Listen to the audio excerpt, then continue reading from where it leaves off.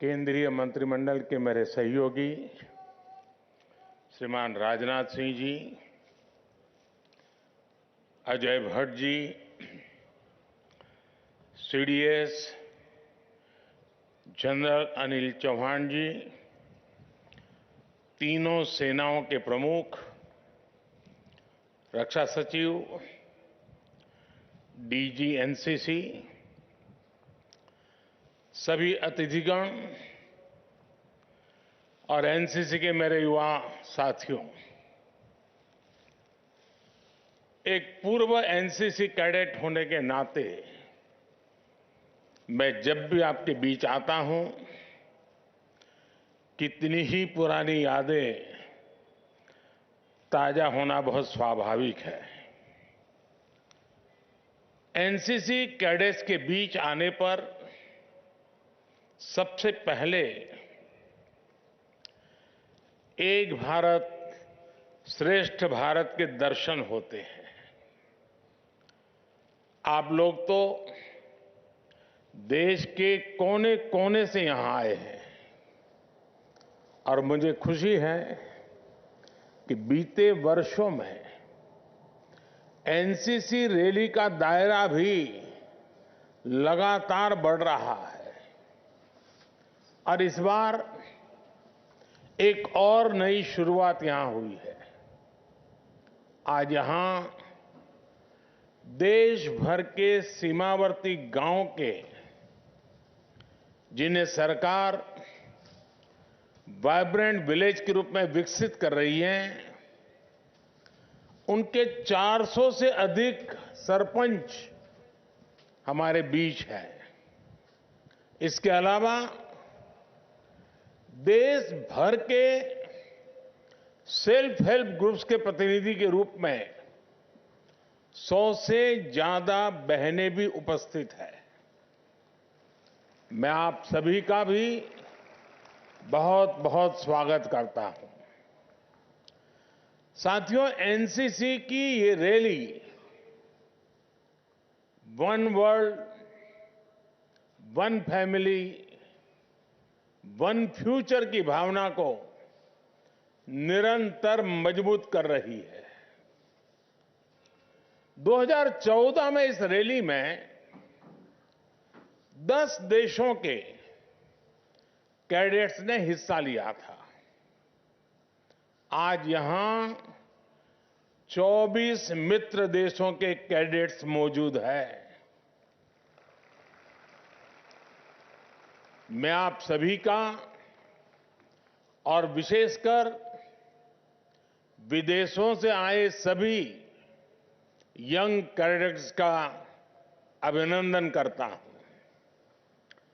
मेरे युवा साथियों, इस वर्ष देश 75वां गणतंत्र दिवस मना रहा है। ये ऐतिहासिक पड़ाव देश की नारी शक्ति के लिए समर्पित रहा। हमने कल कर्तव्य पथ पर भी देखा कि इस बार का आयोजन विमेन पावर के लिए समर्पित रहा। हमने दुनिया को दिखाया कि भारत की बेटियां कितना बेहतरीन काम कर रही है। हमने दुनिया को दिखाया कि भारत की बेटियां किस प्रकार हर सेक्टर में नए आयाम गढ़ रही हैं। गणतंत्र दिवस की परेड में भी ये पहला अवसर था जब इतनी बड़ी संख्या में विमेन कंटिजेंट ने हिस्सा लिया। आप सभी ने शानदार परफॉर्म किया। आज यहां अनेक कैडेट्स को पुरस्कार भी मिले हैं। कन्याकुमारी से दिल्ली और गुवाहाटी से दिल्ली तक साइकिल यात्रा करना झांसी से दिल्ली तक नारी शक्ति वंदन रन 6 दिन तक 470 किलोमीटर दौड़ना, यानी हर दिन 80 किलोमीटर दौड़ लगाना, यह आसान नहीं है। ये विभिन्न आयोजनों में हिस्सा लेने वाले मैं सभी कैडेट्स को बधाई देता हूं। और जो साइकिल के 2 ग्रुप है, एक बड़ौदा और एक काशी, मैं बड़ौदा से भी पहली बार सांसद बना था और काशी से भी सांसद बना था।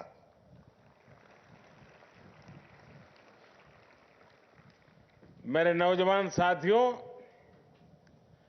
कभी बेटियों की भागीदारी सिर्फ सांस्कृतिक कार्यक्रमों तक सीमित रहती थी।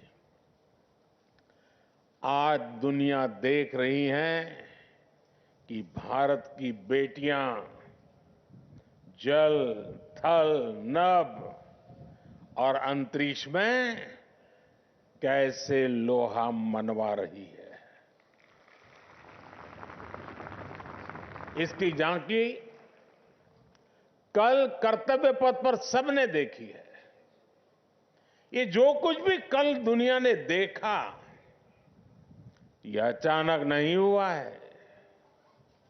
ये बीते 10 वर्षों के सतत प्रयास का परिणाम है। भारत की परंपरा में हमेशा नारी को एक शक्ति के रूप में देखा गया है। भारत की धरती पर रानी लक्ष्मीबाई, रानी चेन्नम्मा और वेलु नाचियार जैसी वीरांगनाएं हुई है। आजादी की लड़ाई में एक से बढ़कर एक महिला क्रांतिकारियों ने अंग्रेजों को पस्त कर दिया था। बीते 10 वर्ष में हमारी सरकार ने नारी शक्ति की इसी ऊर्जा को निरंतर सशक्त किया है। जिन भी सेक्टर्स में पहले बेटियों के लिए एंट्री बंद थी या लिमिटेड थी, हमने वहां हर बंदिश हटाई है। हमने तीनों सेनाओं के अग्रिम मोर्चों को बेटियों के लिए खोल दिया। आज सेनाओं में महिला अधिकारियों को परमानेंट कमीशन दिया जा रहा है। बेटियों के लिए तीनों सेनाओं में कमांड रोल्स और कॉम्बैट पोजीशन में रख के रास्ते खोले गए हैं। आज आप देखिए, अग्निवीर से लेकर फाइटर पायलट तक बेटियों की भागीदारी बहुत अधिक बढ़ रही है। पहले सैनिक स्कूलों में भी बेटियों को पढ़ाई की इजाजत नहीं थी। आज देश भर में अनेक सैनिक स्कूलों में बेटियां पढ़ रही है।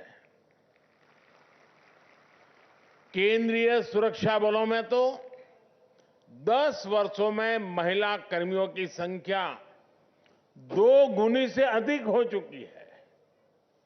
राज्य पुलिस फोर्स में भी ज्यादा विमेन फोर्स के लिए राज्यों को प्रोत्साहित किया जा रहा है।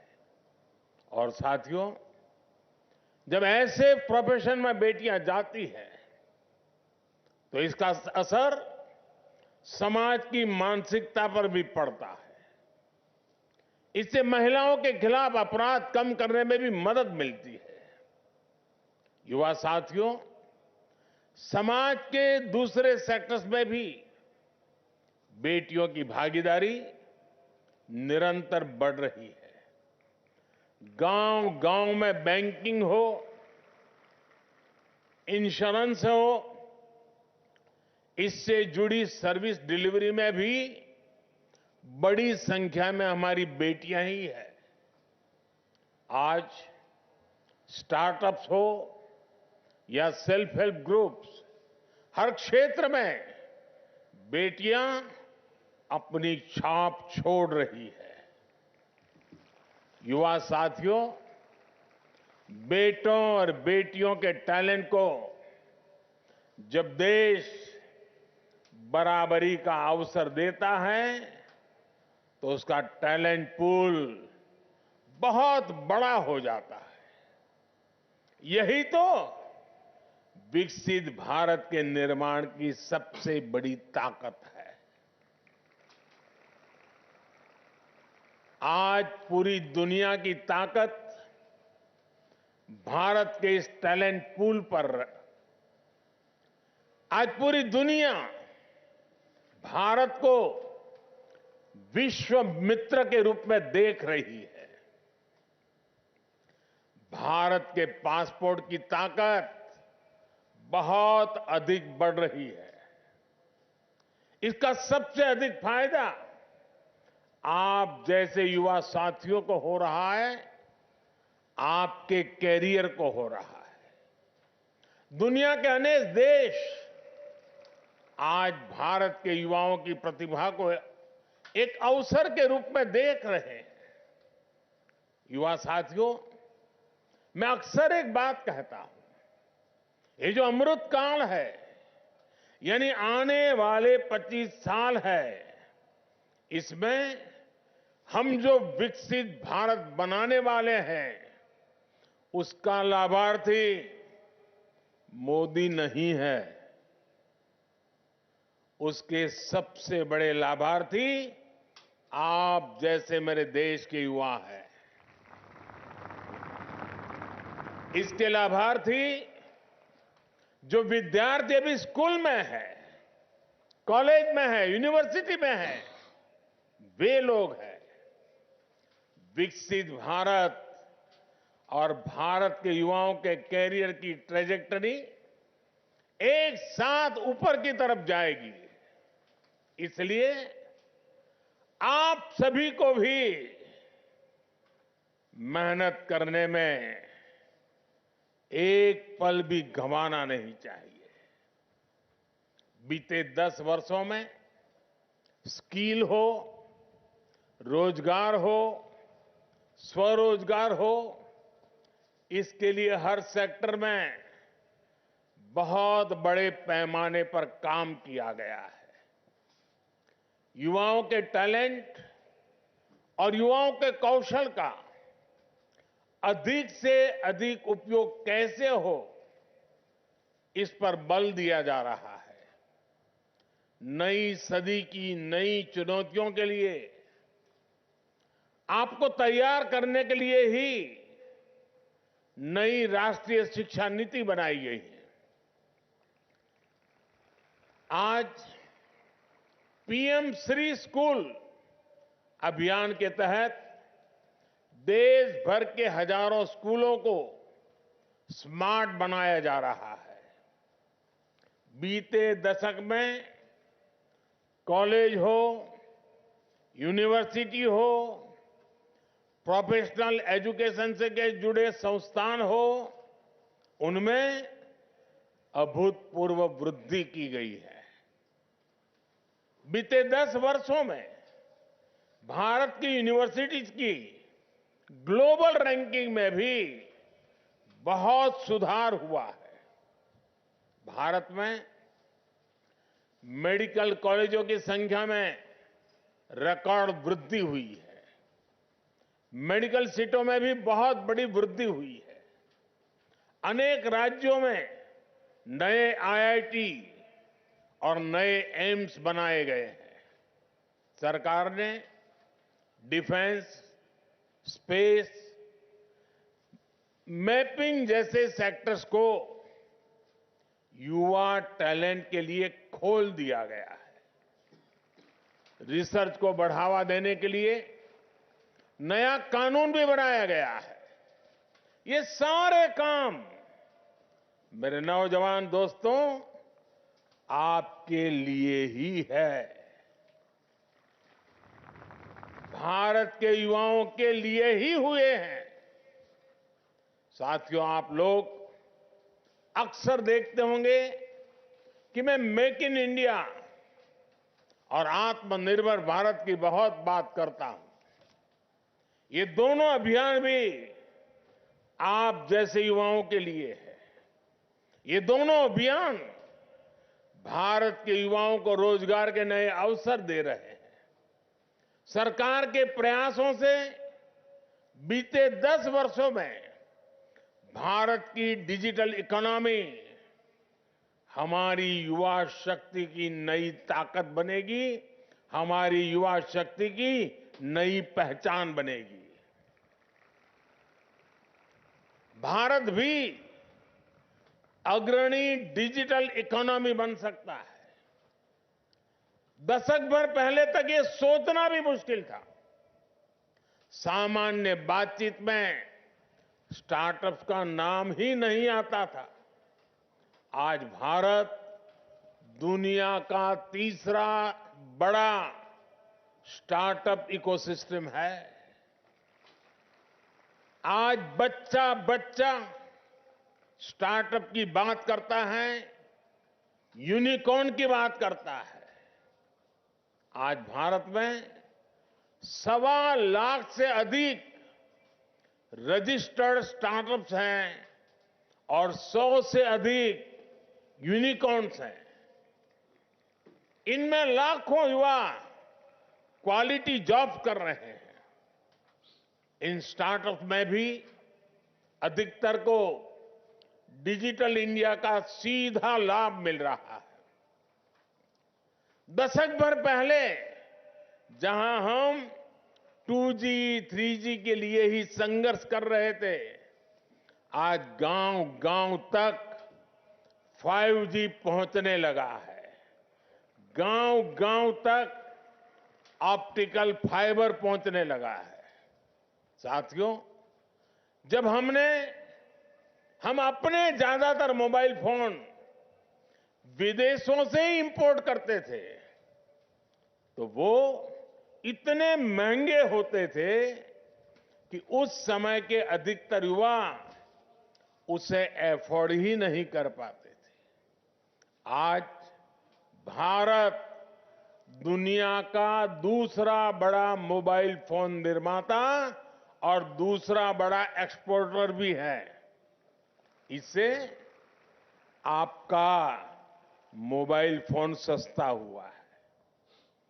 लेकिन आप भी जानते हैं कि फोन का महत्व बिना डेटा के कुछ नहीं है।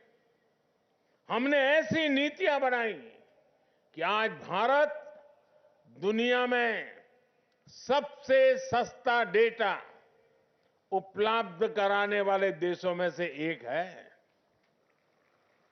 साथियों, आज जो देश में e commerce, e shopping, home delivery, online education, remote health care का कारोबार बढ़ रहा है, वो ऐसे ही नहीं हुआ है। बीते 10 वर्षों में भारत में आई इस डिजिटल क्रांति का सबसे अधिक लाभ युवा क्रिएटिविटी को हुआ है। आप देखिए, आज भारत में डिजिटल कंटेंट क्रिएशन का कितना विस्तार हुआ है। ये अपने आप में एक बहुत बड़ी इकोनॉमी बन चुकी है। बीते 10 वर्षों में गांव-गांव में 5 लाख से अधिक कॉमन सर्विस सेंटर बने हैं। इनमें लाखों नौजवान काम कर रहे हैं। ऐसे अनेक उदाहरण हैं जो बताते हैं कि डिजिटल इंडिया कैसे सुविधा और रोजगार दोनों को बल दे रहा है।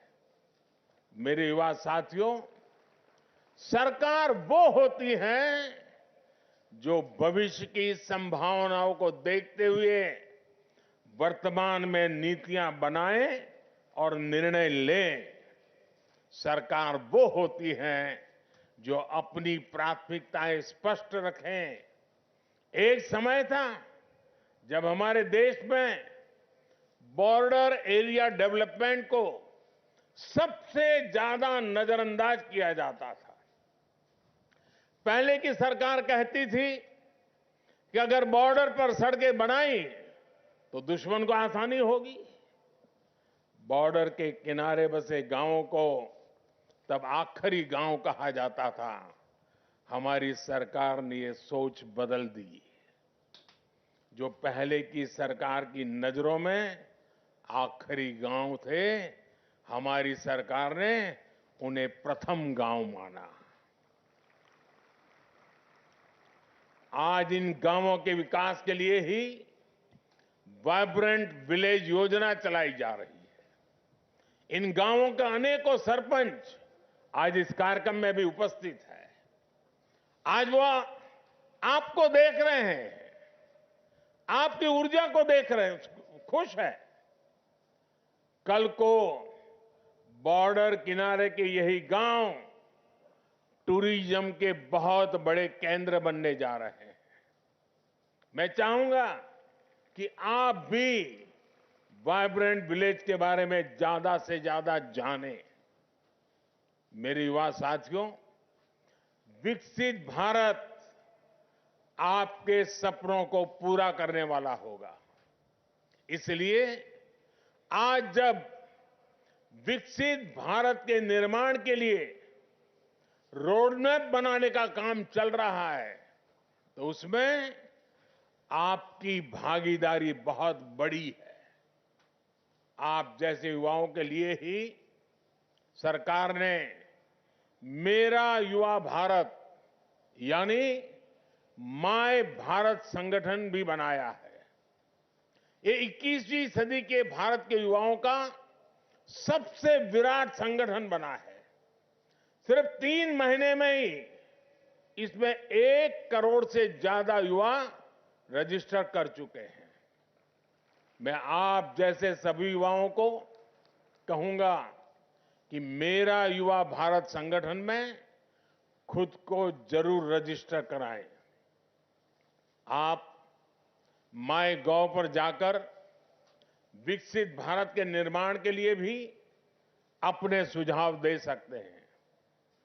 आपके सपने आपकी भागीदारी से ही पूरे होंगे।